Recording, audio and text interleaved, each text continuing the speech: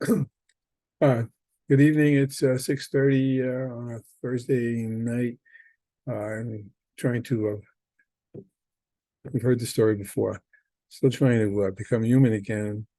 I probably sound more human than I have sounded, but not a whole heck of a lot, to be quite frank. But every day is a little bit better, and I have to keep my nose to the grindstone to meet the needs of family, friends, and St. John's University, among other folks as well. So we continue.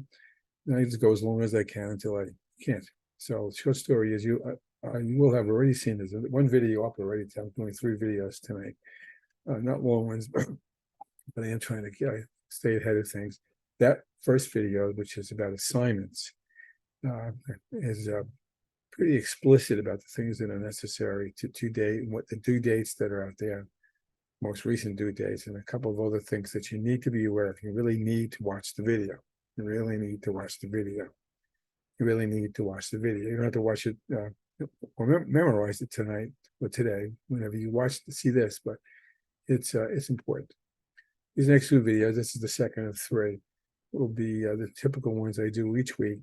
Or in this case, I'm doing the next chapter of the collective mindset, moving towards chapter 9, particularly, although that's not the last chapter in the book. In my view, it's the most important.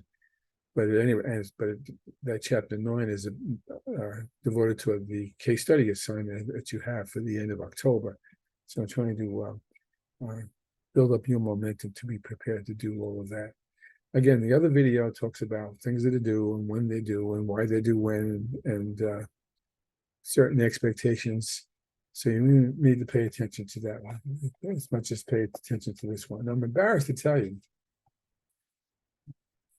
and this is, I guess I'm making a, might sound like I'm at death's door, although for a while thought I was.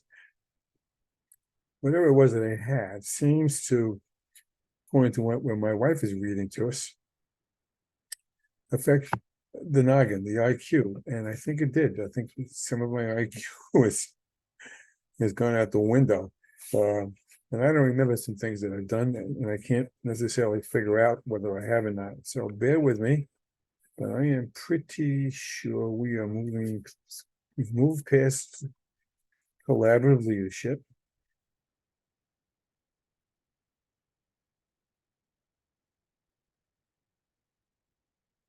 Pretty sure we have, and we're moving towards design thinking. That's chapter 7. So we're going to do that. I'm not going to give it a Hollywood production. That's just in truth. What I'm going to do is just give you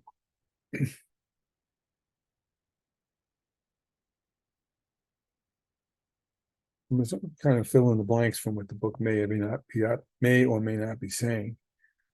We have another book coming out about myself and Dr. Nunziato and Dr. Pisano. We're doing a second book associated with this book that fleshes out and gives more detail about how to put some of these premises in motion.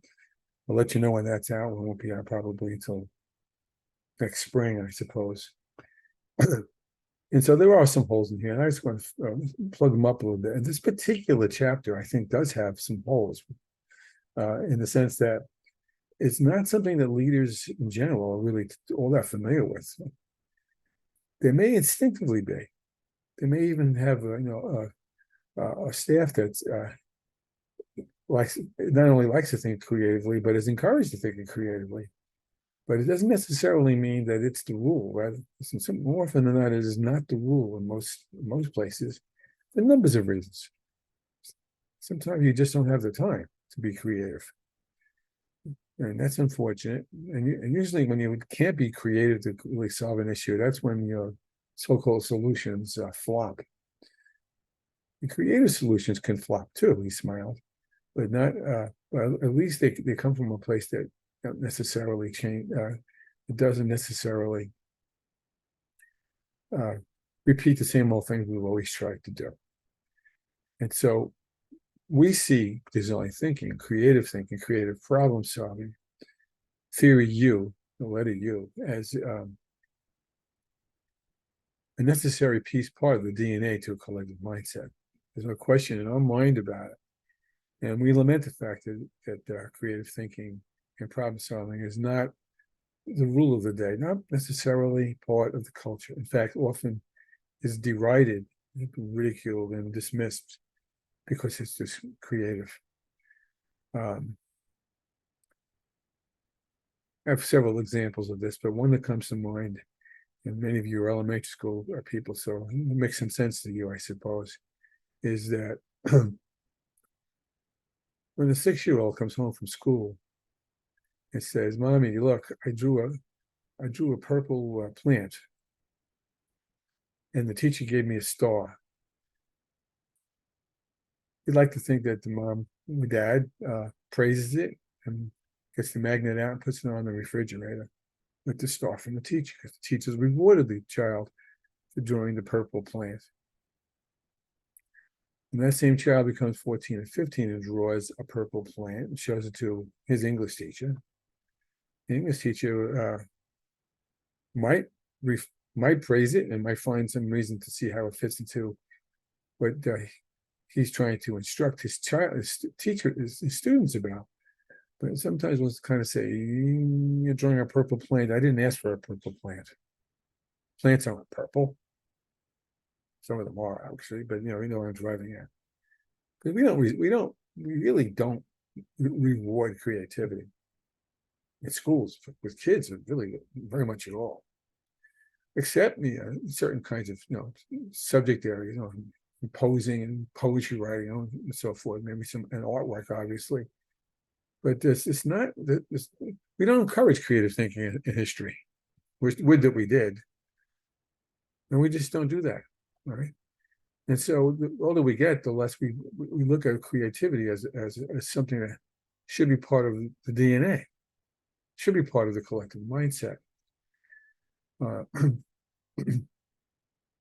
One other quick story that comes to mind, I got this from a friend of mine once, supposedly a true story, where might have been in the Netherlands, and they had a barge in one of the canals loaded with I'm sorry, a truck, wasn't a canal.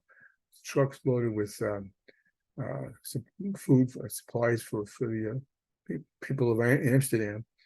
They got to a bridge, an overhang. It turns out that the bridge was too low and they could not get the truck. You've seen this probably on the highway every once in a while, where somebody doesn't have the clearance for the bridge, and then suddenly the traffic is backed up for miles until they figure out what to do. And in this case, nobody knew what to do. There was people honking horns and the food going to waste and all these other things that you can imagine. And until a child said, "Why don't we just take the air out of the tires and that'll lower the truck?" And someone said, "Bingo, that's a good idea." And that's how the truck got through. That's creative problem solving. That's thinking differently. I'm going to use a phrase I hate, but here it comes. That's thinking out of the box. Even as I speak, and the horrors of what's going on today, October 12th, and for who knows for how long, around the world, particularly in Israel.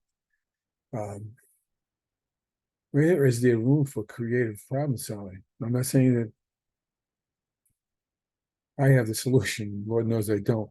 It seems that the lines are drawn so rigidly that no one's thinking out of the box. They're staying in the boxes that they've been in for heaven knows how long.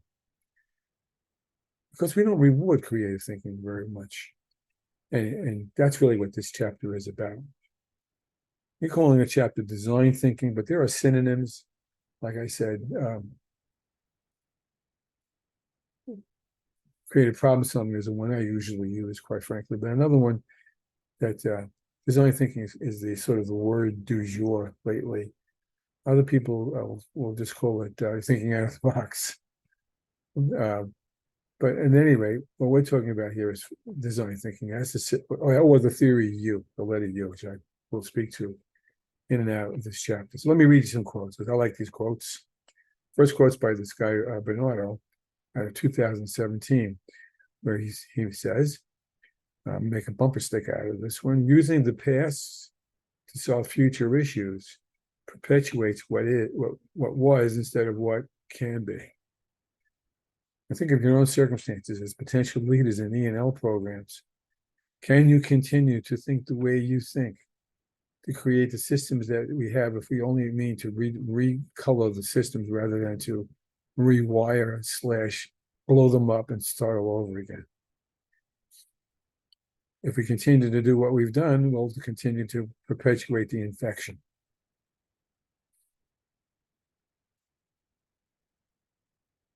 It's an old joke when the patient goes to a doctor and says, "Doctor, it hurts when I do this." And the doctor says, "Don't do that." Now you're solved. Einstein said that people who continue to use the old solutions when the solutions don't work is a definition of insanity.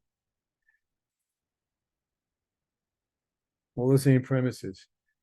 And then we go from there. And so when we argue for design thinking, we argue for something that's really basically says to slow down and to reflect. Now, given that, let's go to the last several pages of this particular chapter, which begin on the bottom of 74. And the first one I just will read back to you is clearly what I've already said to you, which is that design thinking strategies and dispositions are not customarily part of the planning processes in many organizations. It's just not part of what we do. We just try to continue to do what we did because part of that may have worked better than others. I think I told you the story about my doing some data analysis of why there were so many fights in this one corner of the building that I was responsible for. I was the dean for, and I quickly discovered that the fights were. The fact was that there weren't any teachers standing there. That was the solution, and the fact was they didn't feel they needed to stand in that corner until they, quite frankly, had to tell them to stand in the corner, stand in that intersection, and lo and behold, this fight stopped. That's design thinking, believe it or not. Not a great example, but certainly one that you may see along the way. And misconceptions about this exist. Okay, some people think that people can't be creative, and that is not true. The research does not show that. In fact, the research shows that the super high IQ people aren't necessarily particularly creative. They're the ones always looking for the right answers on Jeopardy. Although there is some creative thinking there if you listen to the questions carefully. What we're talking about more closely here is fluent thinking, multiple possibilities. Not one, but multiple possibilities. So if I were to say to you who discovered America, this being the week of Indigenous Peoples Day, and other people say Columbus Day, question is, what do you mean by discover? For one definition, I guess you could say Columbus didn't discover America, but by all the other definitions that we know that isn't true from our research now. He just had to look at it through a different telescope. So we're talking about fluent thinking, which is a lot of ideas. Flexible thinking, which is what it sounds like. We take an idea and you bend it around and change it and add to it and take away from it. To elaborative thinking, when you finally zero in on an idea that sounds pretty good, then you flesh it out. To originality, something is that you try is really something that no one's thought of before. What comes to mind, I'm not sure how many of you have watched the movie. I've watched it a couple of times of the year. It's on a lot. It's Apollo 13. It's not the only example of such a thing. Apollo 13 is a true story. Most of you weren't born when that incident occurred, when we were sending astronauts to the moon. And I guess it was the third mission to the moon, when there was some sort of explosion in the lunar module, in the command module, that prevented them from landing, and had to get the astronauts back home. They were 200,000 miles away from us. And the whole movie really is about how they were thinking fluently and creatively to cut and paste bubblegum stick ideas together to solve all the myriad of problems they had to solve in order for that spacecraft to return successfully with the astronauts safe and sound. It's a great example of problem solving, because those engineers were trained to think that way. We don't train leaders to think that way, and we leaders don't train our staff to think that way very often. We might reward a first grade teacher for a creative idea that motivates children. Certainly, we do that. I hope that we do, but especially when it talks about creative strategies to work with ENL children and with ENL children in the bilingual system as such. But in the end, what we're talking about here is the necessity for everyone to look at all ideas differently in order to and to hear each other's ideas, so we don't poo-poo ideas that sound ridiculous, when in fact they maybe aren't ridiculous. They may actually be the solution that you need. I think I mentioned a couple of times that creative problem solving or design thinking for the longest time was ridiculed and ignored, especially in the United States in the industrial arena. After all, we were the industrial power of the world after World War II, and we knew what we were doing, and no one else did, until the Japanese and the Germans and a lot of the Pacific Rim countries began to manufacture things differently. And by the way, manufacture them better because they threw out the old rules and came up with new ones.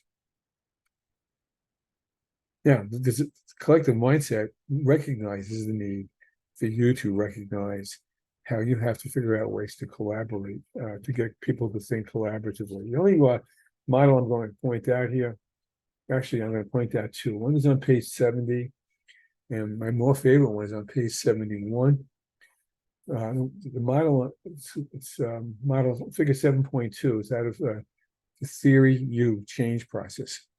It's a book I recommend. It's a wonderful book by Otto Scharmer, who wrote the book, The Theory U, and has hosts of followers all around the world now.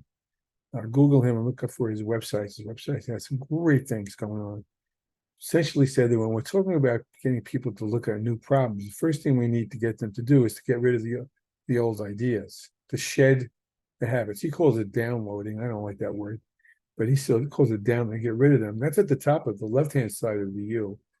And as you slide down the U, you go down to for the group to begin to sense each other's thinking and be aware of what other people may be considering to accommodate different ways to look at what you get to. And then you get to the bottom of the U, you get to what's called presencing. Presencing is kind of a mystical, spiritual word, essentially where you begin to connect each other to a common purpose as such. The example I use a lot, and it's I think a better example. I am not a hockey fan particularly, but I do like to watch it every now and then, even though I don't understand the strategy very well, because I can't skate from me to you.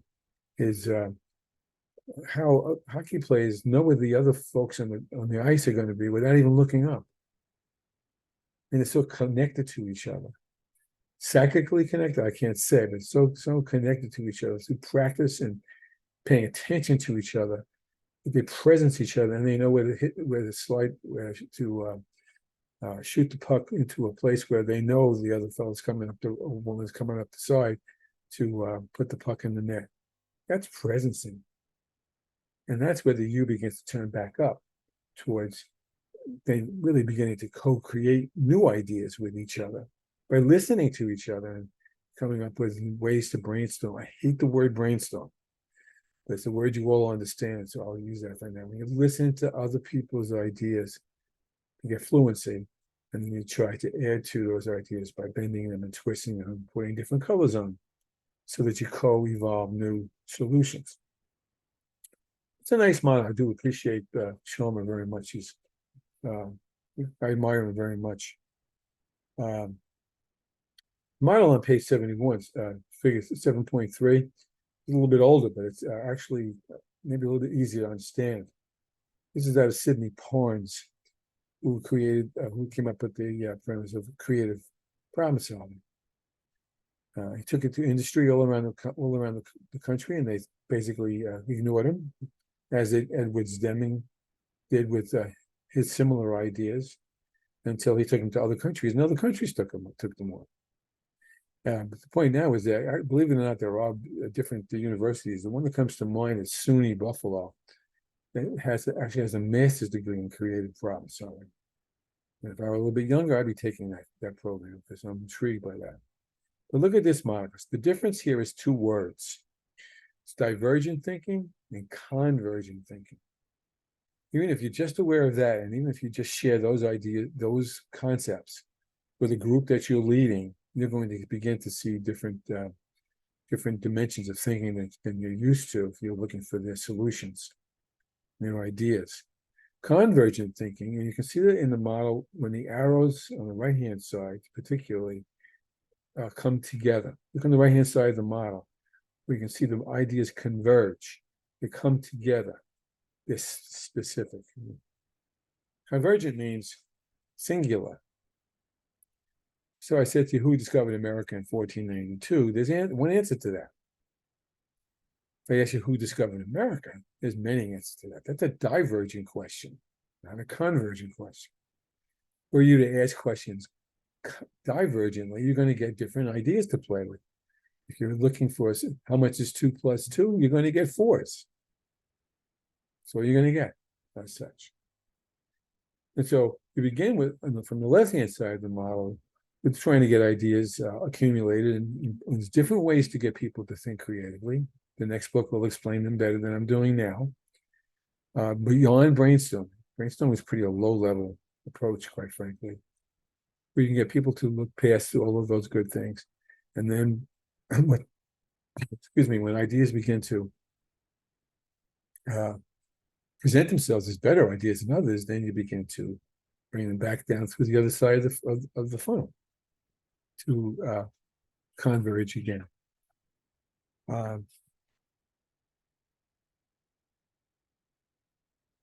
Enough said. You need to read this particularly. I think one of my discussion. I may even make a DQ out of this.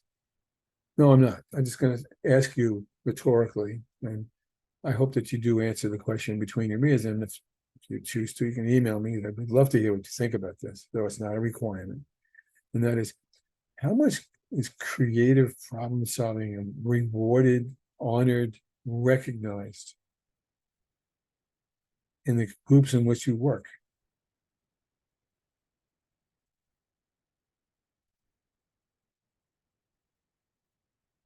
That's the question.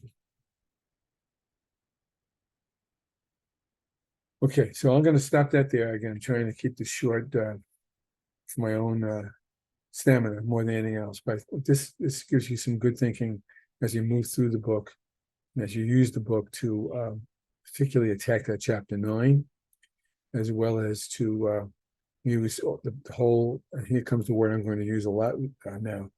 The sum, the SUM, the total of all of what this book speaks to towards the final action design project. I had a guess. That's what it's shot. I'm going to do one more video after this. Watch the first video.